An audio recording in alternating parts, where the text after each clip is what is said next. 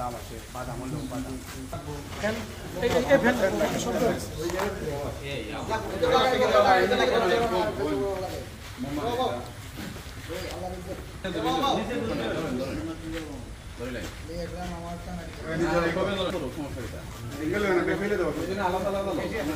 প্রায় ৩৫,০০০ KG fuchka, ২৫০০ KG জিরা এবং প্রায় ১,০০০ কেজি গুঁড়া দুধ ভারতীয় অবৈধ পণ্য আমরা জব্দ করতে পেরেছি।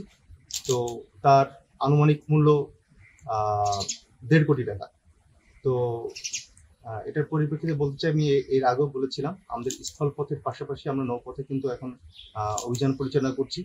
বিভিন্ন ট্যাক্স ফাঁকি দিয়ে যেসব ভারতীয় পণ্য বাংলাদেশে ঢুকছে সেটার জন্য আমরা সর্বদা সচেষ্ট আছি।